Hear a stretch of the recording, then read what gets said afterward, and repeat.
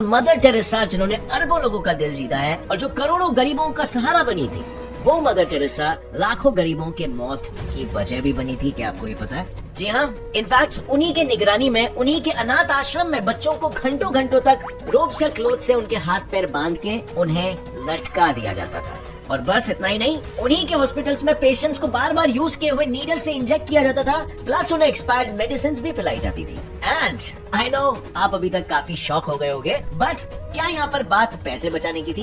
Well, लगता तो नहीं है, क्योंकि देखा जाए तो उनकी मौत के बाद ये पता चला था कि उनका नेटवर्थ 752 लाख करोड़ रुपीस था। इतना कि अगर वो अपने पैसे वेटिकन बैंक से विड्रॉ करा लेती तो बैंक ही बैंकरप्ट हो जाता। तो इतने पैसे होने के बावजूद भी क्यों गरीबों की मसीहा बनी इस औरत ने गरीबी नहीं हटाई? क्या उसने सारे पैसे अपने ऐशो आराम में लगा दिए? वेल, इसे जानने के लिए चलिए शुरू करते हैं आज का हमारा ये मिस्टीरियस वीडियो, जिसका नाम है मदर टेरेसा का असली चेहरा।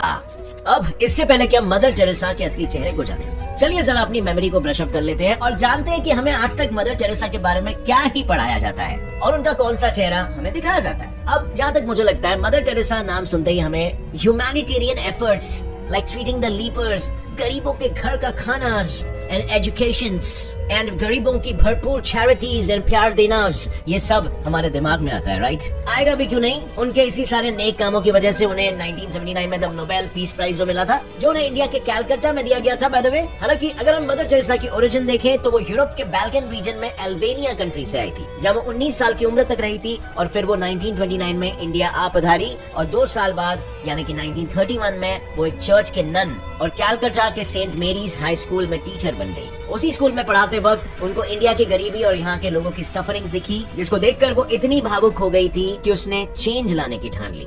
एंड बस 1950 में उसने खुद का द मिशनरीज ऑफ चैरिटी नाम से एक क्रिश्चियन चैरिटेबल ऑर्गेनाइजेशन की स्थापना कर दी। इस ऑर्गेनाइजेशन का बस एक ही मकसद था, to love and to care for those persons nobody was prepared to look after. उनके इसी मकसद की वजह से उन्होंने बहुत ही जल्द अच्छा खासा नाम कमा लिया, जिसके चलते दुनिया भर में सिर्फ उनका ही नाम मशहूर हुआ। सिर्फ उनका नाम ही मशहूर नहीं हुआ, बट साथ ही साथ उनके ऑर्गेनाइजेशंस के ब्रांचेस भी फैलने लगे। अब इसके अलावा जो और 4 बातें हमें पढ़ाई गई थी वो थी, नंबर 1, मदर टेरेसा को सेंट ऑफ गटर्स के नाम से भी बुलाया जाता था, क्योंकि उन्होंने कैलकाटा के स्लम्स और बेहद गरीब इलाकों में जाकर बच्चों और अन्य डेस्टिट्यूट को सहारा दिया by admitting them to educational institutions and providing medical treatment. उन्होंने बीमार और आखिरी सांस ले रहे लोगों के लिए काली घाट होम बनाया था, so that they all can die in peace. Number 3, अनाथ बच्चों के लिए she made Shishu Bhavan so that they all can live in peace. Number 4, उन्होंने पूरी दुनिया का दिल जीता by her selfless, caring, compassionate, simple और हमेशा मुस्कुराते रहने वाले स्वभाव से। और हमने भी मदर टेरेसा को उनके इस स्वभाव से याद रखा है और उनके इसी गरीबी के सहारे बनने की कहानियां इतिहास में सुनी है, राइट? बट क्या ये इतिहास पूरी तरह से सही था? क्या यही था उसका असली चेहरा? क्योंकि जैसे कि मैंने आपको पहले शुरुआत में बताया, उनका असली चेहरा शायद कुछ और था। तो सवाल ये उठता है कि क्या था उनका असली चेहरा और उस चेहरे का पर्दाफाश आखिर हुआ कैसे और किसने किया?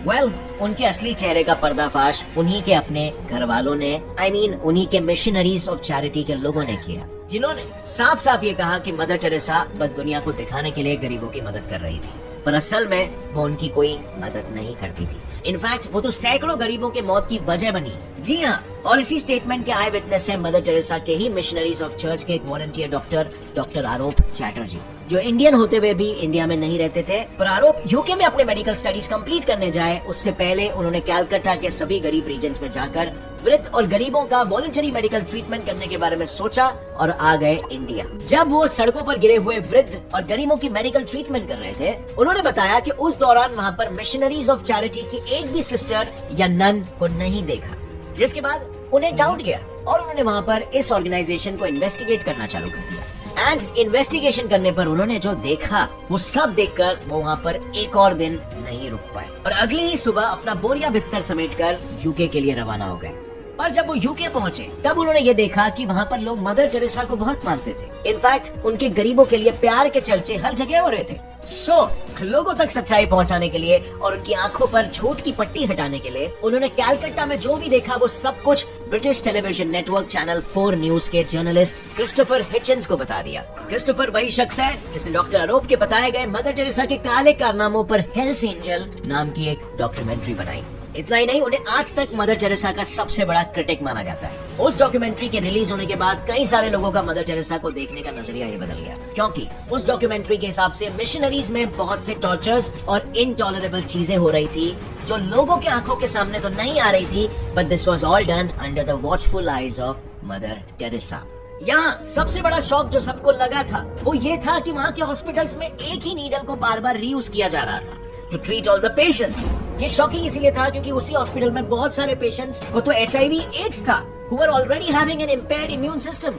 अब आप ही सोचो उनके इस मैल प्रैक्टिस की वजह से कितने ही दूसरे पेशेंट्स को भी इंजेक्ट कर करके HIV पेशेंट्स में बदल दिया गया होगा, और किस हद तक नीडल्स के रीयूजिंग से बीमारियां फैली होगी। और दुख की बात तो ये थी कि उन बीमारियों को ट्रीट किया ही नहीं जा रहा था, क्योंकि हॉस्पिटल के सभी डॉक्टर्स और नर्सेस की कभी कोई मेडिकल ट्रेनिंग हुई नहीं थी। इनफैक्ट जो डॉक्टर्स और नर्सेस वॉलंटरीली मदद करने आते थे उनका भी कोई बैकग्राउंड या क्वालिफिकेशन टेस्ट नहीं किया जाता था। जब इस विषय पर जर्नलिस्ट डोनाल्ड मैकिंटायर को पता चला, तब वो डॉक्टर का भेस लेके हॉस्पिटल जहाँ पहुंचे, and guess what, the news was right. उनका कोई बैकग्राउंड या क्वालिफिकेशन चेक नहीं हुआ था, और डोनाल्ड ने मदर टेरेसा के सामने हो रहे इस नेग्लिजेंस का तो पर्दाफाश किया ही, बट साथ ही में उन्हें मदर टेरेसा की ही निगरानी में हो रहे चाइल्ड अब्यूज के बारे में भी पता चला। जी हाँ, वहाँ पर चाइल्ड अब्यूज भी हो रहा था। डोनाल्ड ने बताया कि मिशनरीज में मेंटली इल बच्चों को रोप्स या क्लोथ से बांध दिया जाता था, सो दैट वो बच्चे बिना हिले डुले पूरे दिन एक ही जगह पर पड़े रहे। इनफैक्ट उनका तो ये भी कहना था कि वहाँ पर ना प्रॉपर सैनिटाइजेशन था, ना बेड्स, ना proper medicine,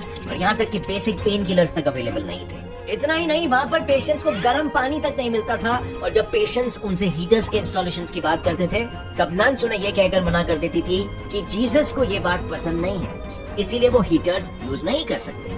like seriously? But इतनी बेरहम क्यों थी ये मदर टेरेसा? क्या उसे पैसों की कमी थी?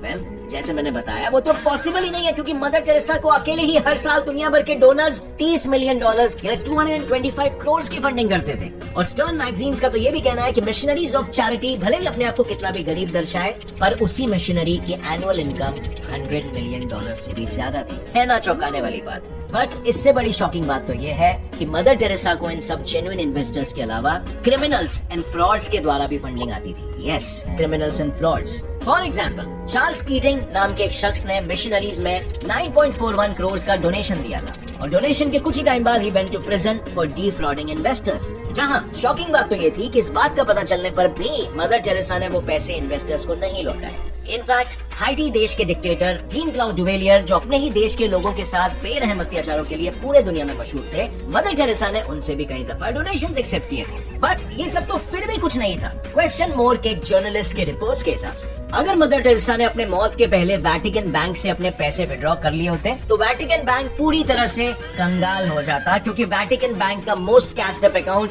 मदर टेरेसा का ही था। अब सवाल ये उठता है कि जब इतने सारे पैसे आ रहे थे तो मदर टेरेसा ने उन पैसों का इस्तेमाल कहाँ किया?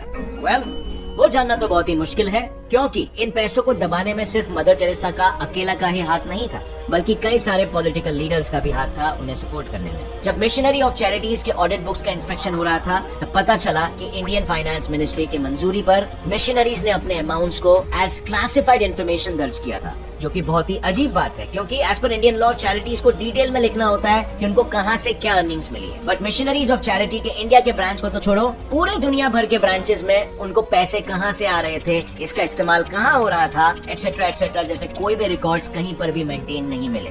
पर चलो, पैसे कहां से आ रहे थे, कहां जा रहे थे, ये तो फिर भी काफी छोटा मुद्दा है। बड़ा मुद्दा तो ये है कि जो मदर टेरेसा हमेशा से ही गरीबों का सहारा बनी थी, जिसे प्यार और पूरा जीवन गरीबों के लिए कुर्बानी देने के लिए इतना सारा पॉपुलैरिटी मिला, उसने गरीबों को ये सारे पैसे क्यों नहीं दिए? अगर दिए होते तो क्या गरीबी सच में रहती? एग्जैक्टली, अगर गरीबी चली जाती तो उसका इमेज कैसे बनता? दरअसल गरीबों को जितनी जरूरत मदर टेरेसा की थी, उससे कई गुना ज्यादा जरूरत मदर टेरेसा को उनकी थी। पैराडॉक्सिकली, अपना नाम बनाने के लिए और उन्हें क्रिश्चियनिटी में कन्वर्ट करने के लिए शायद मदर टेरेसा ने ये सब कुछ किया। She was basically a paid up Christian missionary. Hitchens and doctor Chatterjee के अलावा भी कई सारे रिपोर्टर्स का मानना है कि मिशन के सिस्टर्स एंड नन्स मरे हुए बच्चे और अन्य मरीजों का अंतिम संस्कार करने से पहले फ्री टिकट टू हेवन के नाम पर उन्हें बैप्टाइज, यानी कि बिना उनकी मर्जी जाने उन्हें क्रिश्चियनिटी में कन्वर्ट कर देते थे। कन्वर्जन के अलावा इफ पैसों की बात करें, so she could have easily converted the overall conditions in her all institutions, schools, orphanages, nursing homes and hospitals, but उसने ये किया नहीं, क्योंकि उसके हिसाब से गरीबी जीसस क्राइस्ट की एक खूबसूरत देन है। और सफरिंग्स से ही दुनिया का भला होगा। आई नो काफी वियर्ड है, बट उसके हिसाब से गरीबी का डेफिनेशन ही वही था। बस यही वजह थी कि मदर टेरेसा गरीबों को रोटी कपड़ा मकान के अलावा और कोई भी फैसिलिटी जैसे हीटर, बेड्स या मेडिसिन नहीं देती थी, so that they can suffer and ultimately die. But जहाँ पर उसके संस्था के मरीज horribly and extremely unhygienic conditions में ट्रीटमेंट पा रहे थे और मर रहे थे, वहीं जब मदर टेरेसा खुद बीमार पड़ी तब उसकी ट्रीटमेंट यूएस के टॉप हॉस्पिटल्स में की जा रही थी। सो क्या ये सुनकर आपको दोगलापन नहीं दिख रहा?